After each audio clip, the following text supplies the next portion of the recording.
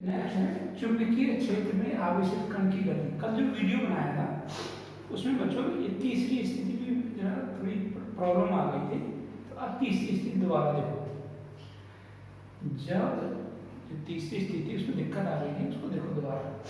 जब आवेशित कण चुंबकीय क्षेत्र से थीटा डिग्री पर गति करता है, जैसे ये चुंबकीय क्षेत्र बी की दिशा है, यह प्लस क्यू आवेश का कण चुंबकीय क्षेत्र से थीटा डिग्री पर v वेग से गति करता है।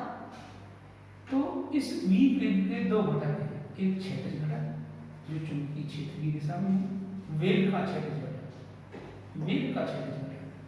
और एक दूसरा वेग का ऊर्ध्वाधर घटक जो चुंबकीय क्षेत्र के लंबवत है। तो यही इसमें लिखा है, जब आवेशित कण v वेग से v चुंबकीय क्षेत्र से थीटा डिग्री पर गति करता है तो वेग के दो घटक होते हैं, एक क्षैतिज घटक v पैरेलल बराबर v cos थीटा। अभी आपको मैंने कल समझाया था कि जब आवेशित कण चुंबकीय क्षेत्र की दिशा में, जैसे ये चुंबकीय क्षेत्र की दिशा है और ये आवेशित कण इसी दिशा में v वेग से गतिमान है, तो आपने ये पढ़ा था जब आवेशित कण चुंबकीय क्षेत्र की दिशा में गति करता है तो उसका मार्ग विजुरेखीय होता है। इसका मतलब ये होगा कि वेग के इस क्षैतिज घटक के कारण इसका मार्ग विजुरेखीय होगा। और अभी आपने पढ़ा था जब आवेशित कण चुंबकीय क्षेत्र के लंबवत गति करता है तो उसका मार्ग वृत्ताकार हो जाता है। तो वेग का जो ये लंबवत घटक है, जो चुंबकीय क्षेत्र के लंबवत घटक है, ऊर्ध्वाधर घटक है, v परपेंडिकुलर बराबर v sin थीटा के कारण मार्ग जो होता है वो वृत्ताकार हो जाता है। तो इन दोनों वृत्ताकार और ऋजुरेखीय, इन दोनों का जो परिणामी पथ होता है ये कुंडलनी होता है। कभी कभी अंग्रेजी में भी आ जाता है लिखने के लिए, इसको हम हेलेक्स कहते हैं। क्या कहते हैं? Helix, HELIX। एक बार बोर्ड में ही आया है, वो अंग्रेजी में नाम लिखा था, तो आप इसको याद रखोगे। कुंडलनी पथ होगा, इसका पथ कैसा होगा? ये कुंडलनी पथ होगा।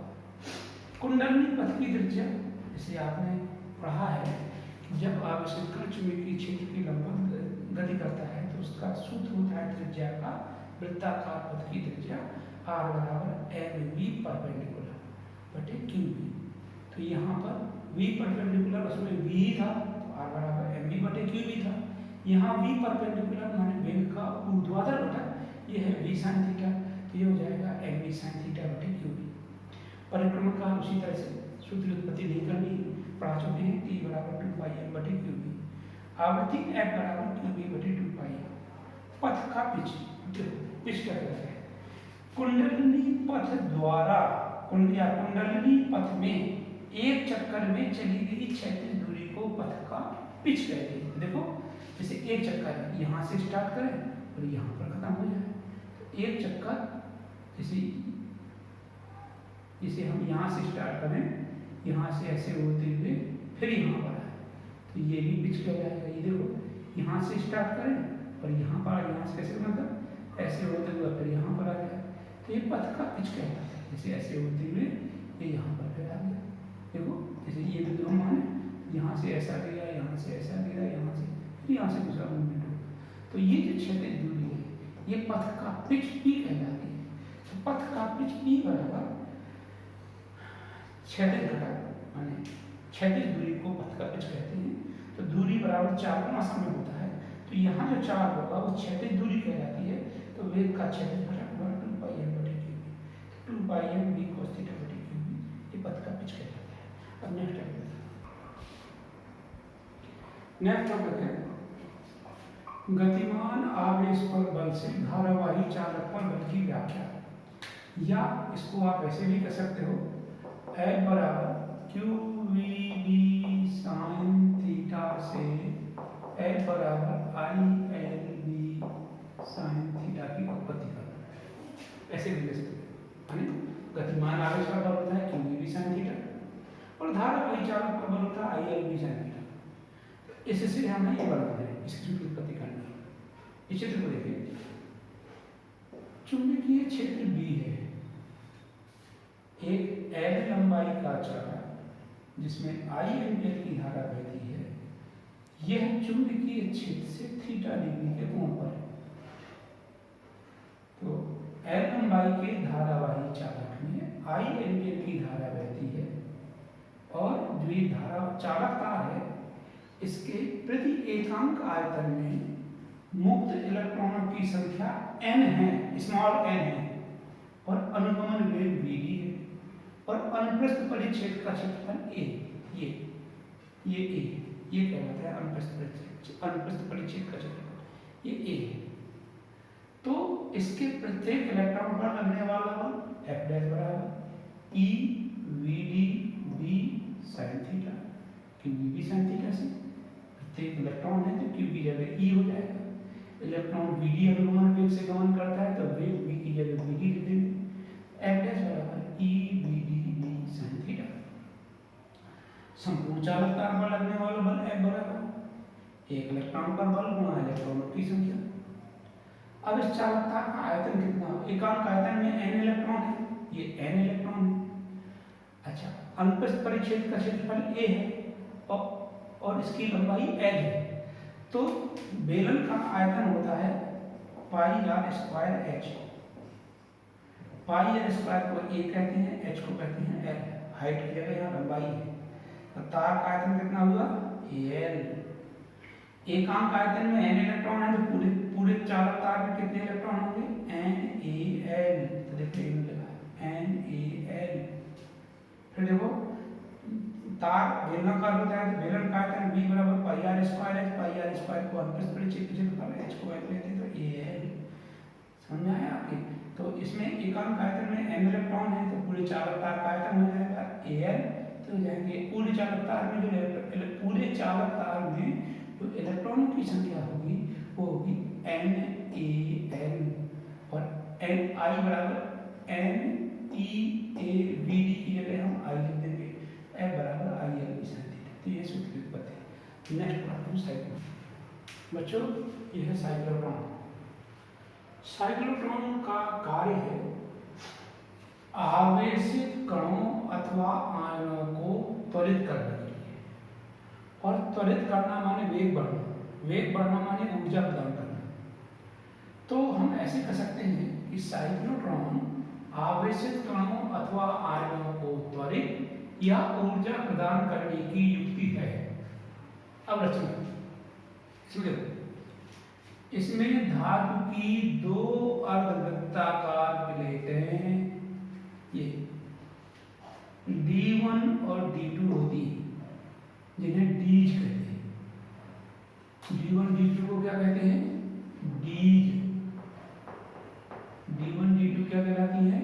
डीज, डीज कहलाती है।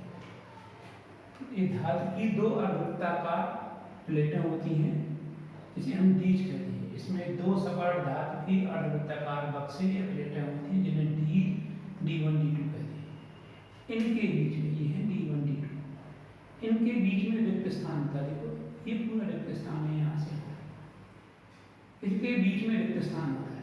इसके बीच में जहाँ दोनों का मध्य आता है वहाँ पर स्रोत S रखते हैं जो आवेशित कणों को या आयनों को उत्सर्जित करता है। जो आवेशित कणों या आयनों को क्या करता है?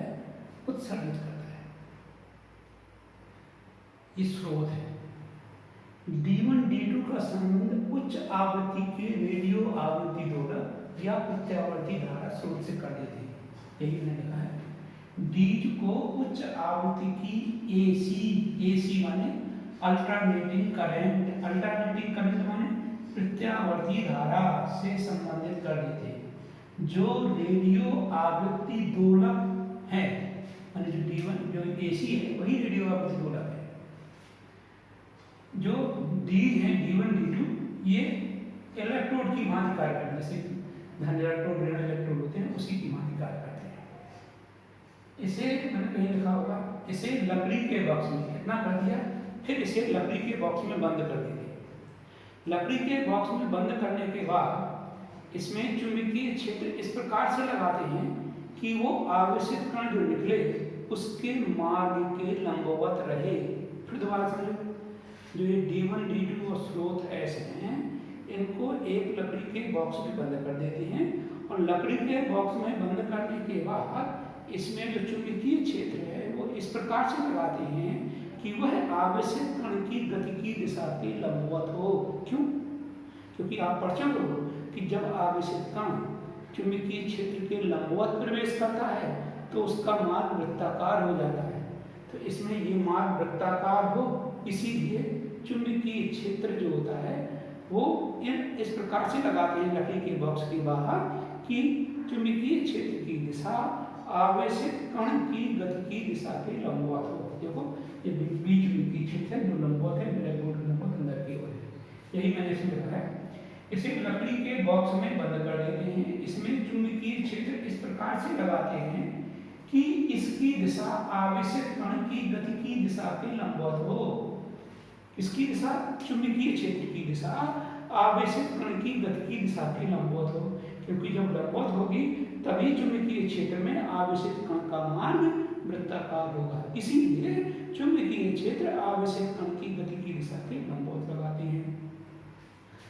अब अनुनादी प्रतिबंध, ये कभी न्यूमेरिकल आता है, तो इसके लिए प्रतिबंध ये है कि जब डीज की आवृत्ति, डीज ये है, डीज में जो आवेशित कण है, डीज की आवृत्ति या यूं कह लो जो ये डीज है रेडियो आवृत्ति से संबंधित है, तो जो डीज की आवृत्ति है वही रेडियो आवृत्ति दोलक की आवृत्ति है, और रेडियो आवृत्ति दोलक एसी है, तो रेडियो आवृत्ति दोलक की आवृत्ति वही है जो एसी की आवृत्ति है।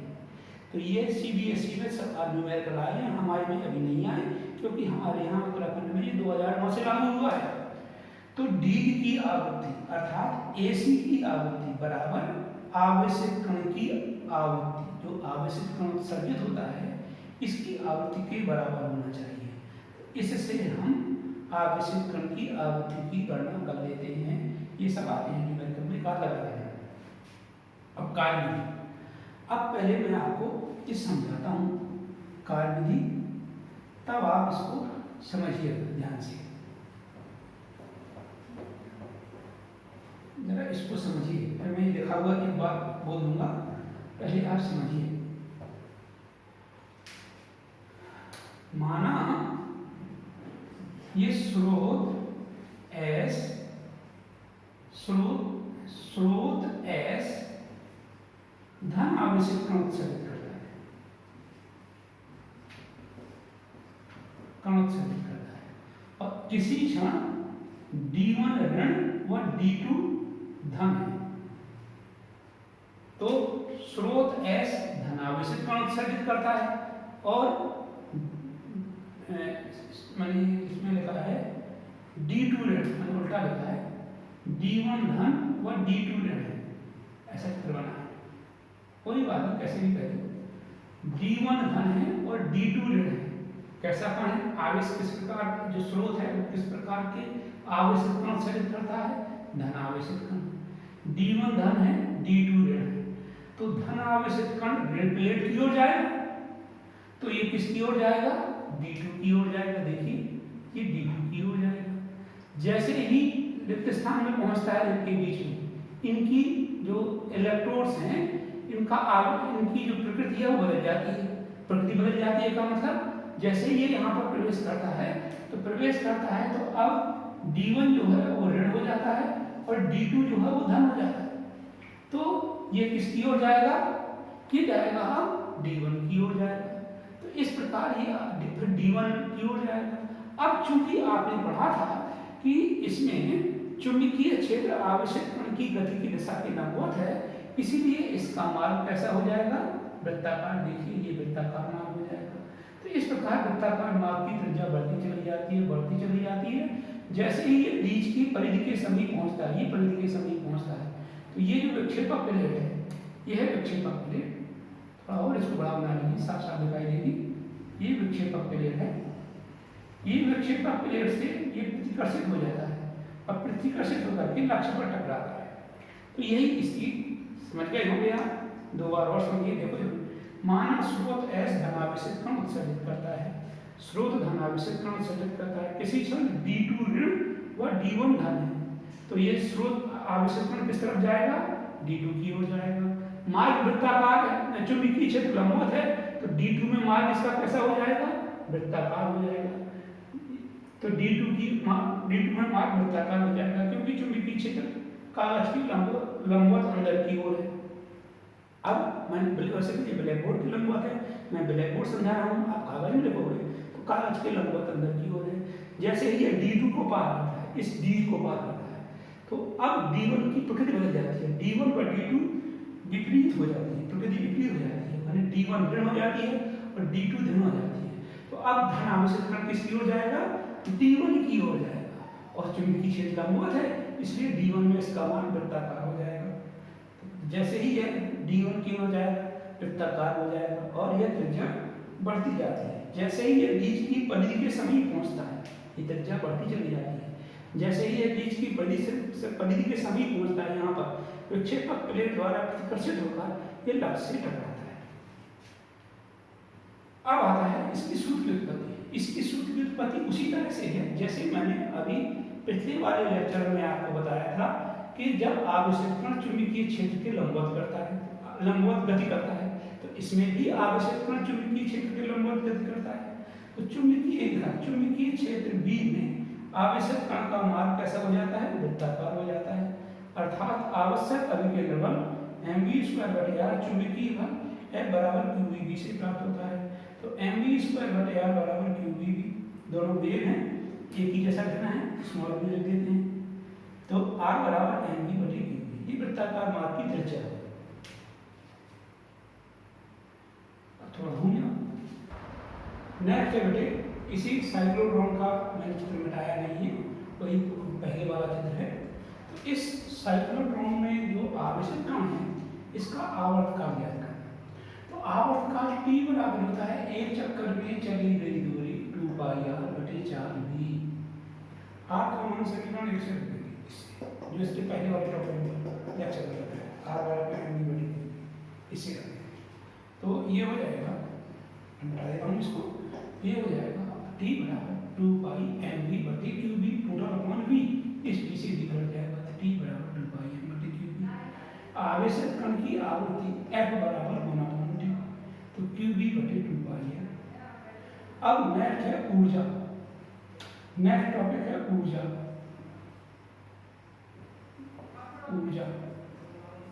तो आवेशित कण की ऊर्जा E के बराबर होती है 1/2 mv²। v का मान फिर वही नीचे से रख देंगे समीकरण से, तो 1/2 m, v का मान है v² q²r²m², ये है। एक m से कैंसिल कट जाएगा, देखो ना, नहीं समझ में आया देखो यार। मैं इसको थोड़ा लिखा रहने देता हूँ, जैसे मैंने पढ़ाया था r बराबर mv/qb, तो v बराबर हो जाएगा, ये रह जाएगा, ये बटे में आएगा bqr/m, ये हो जाएगा। तो b² है तो b² q²r²/m², एक m से m से 2m। इधर देखो, इस चित्र में जब स्मॉल r का मान इस d की यहाँ पर त्रिज्या के बराबर होगा, यहाँ पर आवेशित कण जब पहुँचेगा उसकी त्रिज्या के बराबर होगा, तो यहाँ पर ऊर्जा अधिकतम होगी। तो जब स्मॉल r बराबर कैपिटल R, यहाँ पर स्मॉल r ये है, यहाँ पर स्मॉल r ये है, यहाँ पर स्मॉल r ये है, यहाँ पर स्मॉल r ये है, और जब स्मॉल r का मान इसके बराबर होगा, ये माने d की त्रिज्या के बराबर होगा, तो अधिक ऊर्जा अधिकतम होगी, क्योंकि स्मॉल कैपिटल R d की त्रिज्या है, तो अधिकतम ऊर्जा, तो अधिकतम गतिज ऊर्जा E के बराबर, E के मैक्स बराबर v² q²r²/2 है। अब आता है साइक्लोट्रॉन की सीमा। इससे अत्यधिक वेग वाले आवेशित कणों को त्वरित नहीं कर सकते, क्यों? क्योंकि गतिक अवस्था, जब कोई आवेशित कण गति करता है तो गतिक अवस्था में द्रव्यमान m बराबर होता है m0/√1 - v²/c²। जरा इसको थोड़ा और साफ लिखेंगे, और साफ लिखेंगे तो इस तरह से लिखा जाएगा, ये 1 - v²/c²।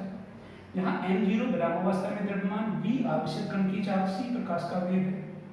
तो इससे जो m है वो बढ़ जाता है, और जब m बढ़ता है तो देखो आवृत्ति qb/2πm, m बढ़ेगा तो आवृत्ति क्या हो जाएगी, घट जाएगी, F बराबर qb/2πm, ये घट जाएगी। तो जब आवृत्ति घट जाएगी तो तुरंत ही बीच की बाहर आ जाएगी। तो इसीलिए अत्यधिक वेग वाले आवेशित कण को त्वरित नहीं कर सकते। दूसरा है, इसके द्वारा हम इलेक्ट्रॉनों को त्वरित नहीं कर सकते। क्यों? क्योंकि इलेक्ट्रॉन का द्रव्यमान m बहुत कम होता है। इलेक्ट्रॉन का द्रव्यमान होता है 9.1 गुणा 10⁻⁻31 किलोग्राम, ये होता है, बहुत कम होता है। तो बहुत कम होने से आवृत्ति F बराबर qv/2πm, m कम है तो F अधिक हो जाती है, और F अधिक हो जाती है जिससे यह तुरंत बहुत अधिक ऊर्जा अर्जित कर लेता है और शीघ्र ही अन्नाद के बाहर परिक्रमण करने लगता है। इसीलिए हम इलेक्ट्रॉन को इससे त्वरित नहीं कर सकते। तो ये था साइक्लोट्रॉन, कभी कभी परीक्षा में आता है, कुछ नहीं है इसमें, ये है उसी तरह का है, थोड़ा आपको कार्यविधि रचना और अन्नादि प्रतिबंध समझना है, बाकी उसी तरह का है जैसे जब आवेशित कण चुंबकीय क्षेत्र की लंबवत गति करता है। इसमें सिर्फ ऊर्जा जुड़ गई है और ये सीमाओं में ये दो सीमाएं जुड़ गई हैं, बाकी सब कुछ वही है। तो ये हो गया इतना साइक्लोट्रॉन।